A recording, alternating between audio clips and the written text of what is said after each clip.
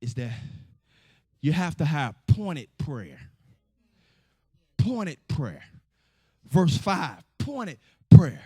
Not just general praying. See, it's too much going on in the world for just us just come up with these willy-nilly prayers that we ain't even thought about, that's not coming for our heart. It's time out for those prayers where we trying to impress somebody. It's time out for that. It's time for some pointed prayer. They got down to business. Trials have a way of focusing our prayers. Have you ever been through something? Have something ever been on your side? Have you ever needed a healing that the doctors couldn't give you, the medicine couldn't give you, where you had to focus, God, I need you to make me whole. Because God already knows about it. We need pointed prayer. But also verse 5 shows us we need persistent prayer. A prayer that's worth praying is worth repeating.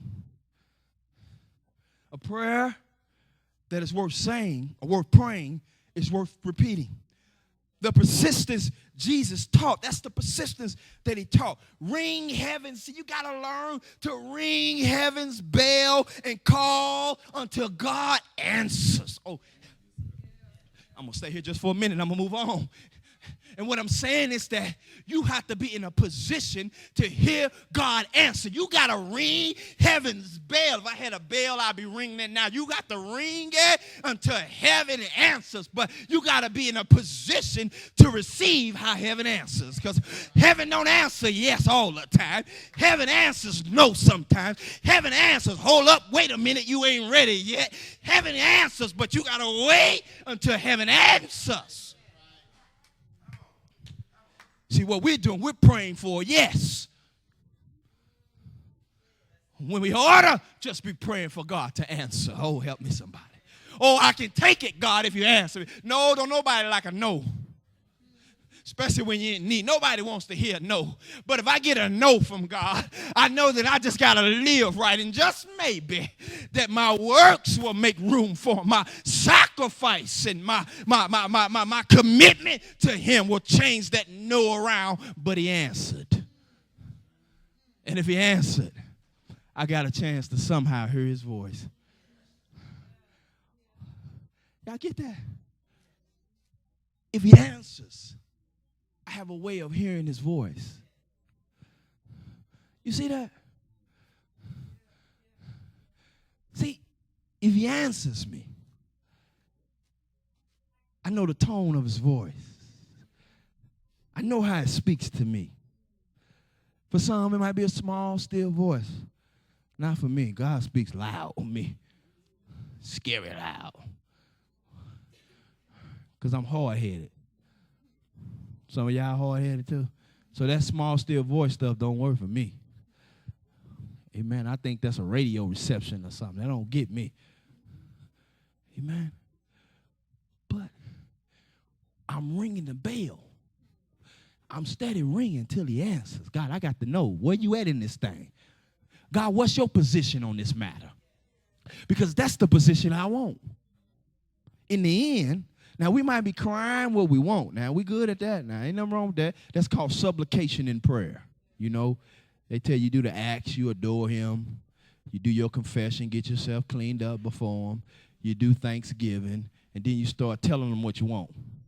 Supplication. That's fine. But also be okay with it when God does not want what you want. Y'all hear what I'm saying?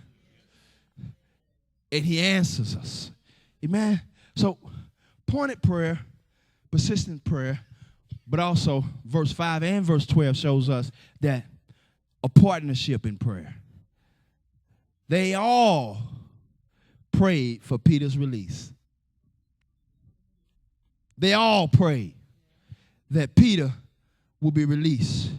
The need of holding one another up in times of trials. The church is on a trial right now. Amen.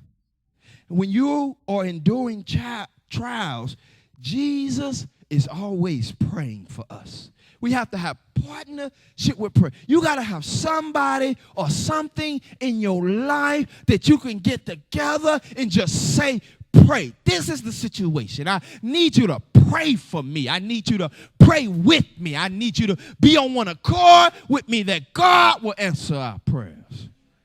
Partnership in prayer. Pointed prayer, persistent prayer, partnership in prayer. Lastly, patience in prayer. Got to be patient. Got to be patient. Don't give up if God doesn't immediately answer your prayers. Kingdom people continue to pray. Just keep praying. Remember Daniel? You read and study Daniel chapter 10. Daniel prayed for 21 days until the answer came. Jesus prayed. Didn't take him long in the garden. Let this cup thou be removed, oh Lord. Keep praying. Don't give up your praying. Don't give up if God doesn't immediately answer your prayer, because what God is doing is saving you all over again from yourself.